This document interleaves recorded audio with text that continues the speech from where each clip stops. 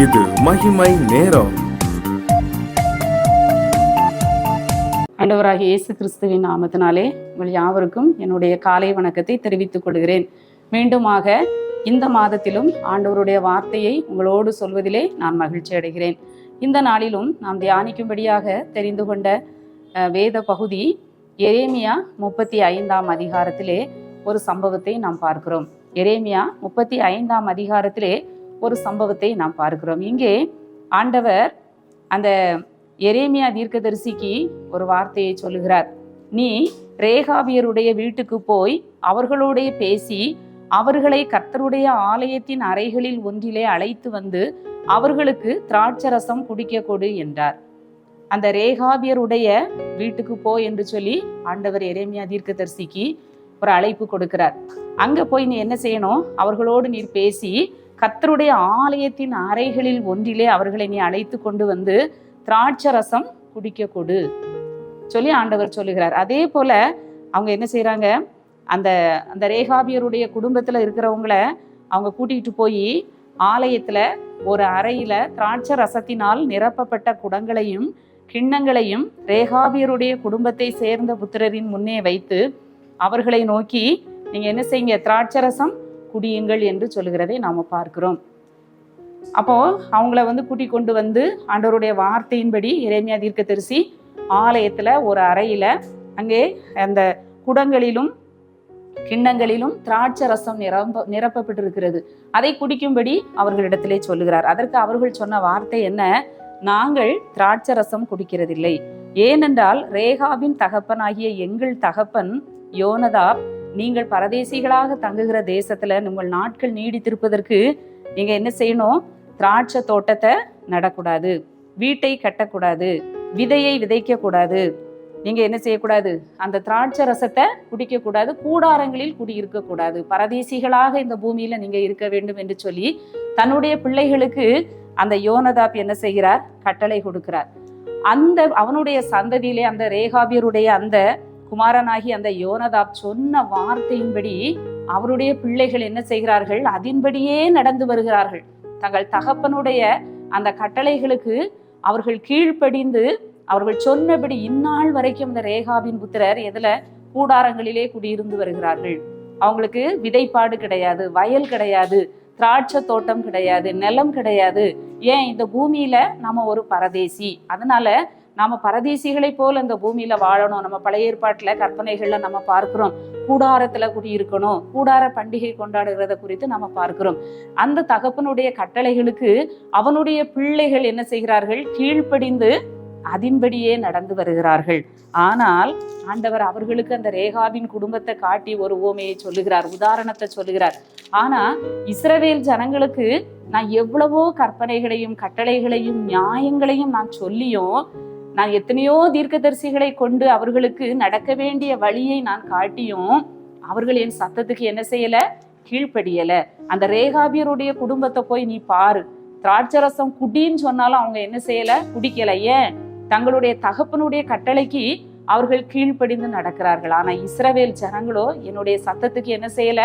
செவி கொடுக்கல. அந்நிய தேவர்களை சேவிக்கும்படி அவைகளை பின்பற்றாமல் அவனவன் தன் பொல்லாத வழியை விட்டு திரும்பி உங்கள் கிரியைகளை சீர்திருத்துங்கள் சொல்லுகிறாரு. தீர்க்கதரிசிகளை கொண்டு எரேமியா தீர்க்கதரிசி, ஏசாயா தீர்க்கதரிசி, எசேக்கியேல் தீர்க்கதரிசி, இப்படி ஒவ்வொரு தீர்க்கதரிசிகளை கொண்டு ஆண்டவர் இஸ்ரவேல் ஜனங்களை என்ன செய்கிறார்? எச்சரிக்கிறார். நீங்கள் உங்க நடக்கையை திருத்துங்க, நீங்க உங்களுடைய வழிகளை சீர்படுத்துங்க, உங்களுடைய அந்த அருவருப்பான விக்கிரக ஆராதனையை விட்டு வெளியே வாங்க சொல்லி ஆண்டவர் எவ்வளவோ எச்சரித்தும் அவங்க அந்த வார்த்தைக்கு என்ன செய்யல? கீழ்ப்படியல. கடைசியில என்ன நடந்தது? பாபிலோன் ராஜாவின் இடத்திலே அவர்கள் அடிமைகளாய் ஒப்பு கொடுக்கப்பட்டார்கள்.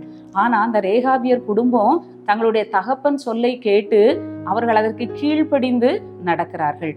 அந்த ஜனங்கள் கீழ்ப்படிந்து நடக்கிறார்கள். ஆனால் என்னுடைய ஜனங்கள் என்னுடைய சத்தத்துக்கு அவங்க என்ன செய்யல? கீழ்ப்படியல. இந்த ஜனங்கள் எனக்கு கீழ்ப்படியாமல் போனார்கள். நான் கூப்பிட்டும் அவர்கள் எனக்கு என்ன செய்யல? மறு உத்தரவு கொடுக்கல. நான் பேசியும் அவர்கள் என் சத்தத்துக்கு அவர்கள் என்ன செய்யல? கீழ்ப்படியல அப்படின்னு சொல்லி ஆண்டவர் சொல்லுகிறதை நாம பார்க்கிறோம். நம்முடைய வாழ்க்கையிலும் கூட ஆண்டவர் அநேக தரம் நம்மை எச்சரிக்கிறார். பாருங்க, அவங்க எவ்வளவு கரெக்டா அதை பின்பற்றி வராங்க. தங்களுடைய தகப்பனுடைய கட்டளைக்கு கீழ்ப்படிந்து அப்படியே அவர்கள் அதை கடைபிடித்து வருகிறார்கள். நமக்கு தகப்பனாக ஆண்டவர் இருக்கிறார். நமக்கு அருமையான வேதத்தை ஆண்டவர் நமக்கு கொடுத்திருக்கிறார். கட்டளைகளையும் கற்பனைகளையும் ஆண்டவர் நமக்கு கொடுத்திருக்கிறார். நம்ம எந்த அளவுக்கு ஆண்டவருடைய வார்த்தைகளுக்கு நம்ம கீழ்ப்படிந்து நடக்கிறோம், ஆண்டவருடைய வார்த்தைக்கு நம்ம செவி கொடுக்கிறோம், நம்முடைய நடக்கையை எந்த அளவுக்கு நம்ம சீர்படுத்துகிறோம், பொல்லாத வழிகள் ஆகாத வழிகளை விட்டு நம்ம எந்த அளவுக்கு திரும்புகிறோம் என்று சொல்லி இந்த நாளிலே நாம் சிந்தித்து பார்க்க வேண்டும். அவர்கள் அந்த கட்டளைகளின்படி, தகப்பனுடைய கட்டளைகளின்படி நடந்ததுனால ஒரு ஆசீர்வாதம் அவர்களுக்கு கிடைக்கிறது. சகல நாட்களிலும் எனக்கு முன்பாக நிற்கத்தக்க புருஷன் ரேகாபின் குமாரனாகிய யோனதாபுக்கு இல்லாமற் போவதில்லை. அதுல ஒரு ஆசீர்வாதத்தை ஆண்டவர் அந்த யோனதாபின் குமாரர்களுக்கு ஆண்டவர் கொடுக்கிறதை நம்ம பார்க்கிறோம். ஆண்டவருடைய வார்த்தைக்கு நாம் கீழ்ப்படிந்து நடக்க வேண்டும். அவங்களே என்ன செய்தாங்க, தன்னுடைய தகப்பனுடைய கட்டளைக்கு கீழ்ப்படிஞ்சு நடக்காங்க. ஆனா என் ஜனம் இஸ்ரவேலர்கள் என்னுடைய வார்த்தைக்கு என்ன செய்யல, கீழ்ப்படியல. நம்முடைய வழி ஆகாத வழியாக இருக்கிறது, உங்களுடைய வழியை நீங்க சீர்படுத்துங்க, உங்க வாழ்க்கையை நீங்க சரிப்படுத்துங்கன்னு சொல்லி ஆண்டவர் எச்சரிக்கிறார். நாமும் கூட ஆண்டவருடைய வார்த்தைக்கு கீழ்ப்படிய வேண்டும். கீழ்ப்படியும் போது நிச்சயமாக அந்த ரேகாவின் குமாரருக்கு ஒரு ஆசீர்வாதத்தை கொடுத்தது போல நம்முடைய வாழ்க்கையிலும் ஆண்டவர் என்ன செய்வார், நமக்கு ஒரு ஆசீர்வாதத்தை தருவார். சிலர் பாருங்க, ரொம்ப கரெக்டா இருப்பாங்க, ஆண்டவருடைய வழிகள்ல நடக்கும்படி ஓய்வு நாள் கற்பனையை பின்பற்றுகிறதுல பாரம்பரியமா இருப்பாங்க. அவங்க முற்காலத்துல இருந்தே அந்த ஓய்வு நாள் பிரமாணத்தை கடைபிடிக்கிறது, உபவாசத்துல அவங்க ரொம்ப சிலர் கரெக்டா இருப்பாங்க. எங்களுடைய முன்னோர்கள், எங்களுடைய பெற்றோர்கள் எங்களை இந்த வழியில வளர்த்தாங்க, அவங்க எங்களை இதுபடியே எங்களை நடத்தி கொண்டு வந்தாங்கன்னு சொல்லி அவங்க பாரம்பரியத்துல ரொம்ப கவனமா இருப்பாங்க. உபவாசம் பண்ணுகிறதுல, லெந்து நாட்களை ஆசரிக்கிறதுல, இன்னும் கூட ஓய்வு நாட்கள்ல எப்படி இருக்கணும். அப்படி ஒரு சில ஜனங்கள் என்ன செய்கிறார்கள், இன்றும் தங்களுடைய முற்பிதாக்கள், தங்களுடைய பெற்றோர்கள் தங்களுக்கு நடத்தின கற்பித்த அந்த பாரம்பரியமான வழியிலே நடந்து வருகிறதை நாம பார்க்கிறோம். நாமும் கூட கர்த்தர் நமக்கு கொடுத்த வேதத்தின்படி நடக்கிற பொழுது, அவருடைய கட்டளைகளின்படி கற்பனைகளின்படி நடக்கிற பொழுது நமக்கு நிச்சயம் ஆசீர்வாதம் உண்டு என்பதிலே சந்தேகம் இல்லை. ஆண்டவரை நோக்கி பார்த்து ஜெபிப்போம். எங்களை நேசிக்கிற நல்ல ஆண்டவரே, காலை வேளைக்காக உம்மை துதிக்கிறோம், உம்மை ஸ்தோத்தரிக்கிறோம். அந்த யோனதாபின் குமாரர் ரேகாபின் புத்திரர் தங்களுடைய தகப்பன் கட்டளைக்கு கீழ்ப்படிந்து திராட்சரசத்தை குடியுங்கள் என்று சொன்ன போதிலும் அவர்கள் அதை மறுத்து விட்டார்கள். அவர்களுக்கு ஆண்டவர்களுடைய வார்த்தை எங்களுக்கு அநேகந்தரம் எங்களை நோக்கி வந்தும் நாங்கள் எங்களுடைய இருதயத்தை கடினப்படுத்துகிறோம். ஆண்டவரை கீழ்ப்படிந்து நடக்க உங்களுடைய ஆசீர்வாதத்தை பெற்றுக்கொள்ள எங்களுக்கு உதவி செய்யும். மீட்பர் இயேசு கிறிஸ்துவின் மூலம் ஜெபிக்கிறோம் நல்ல பிதாவே, ஆமேன்.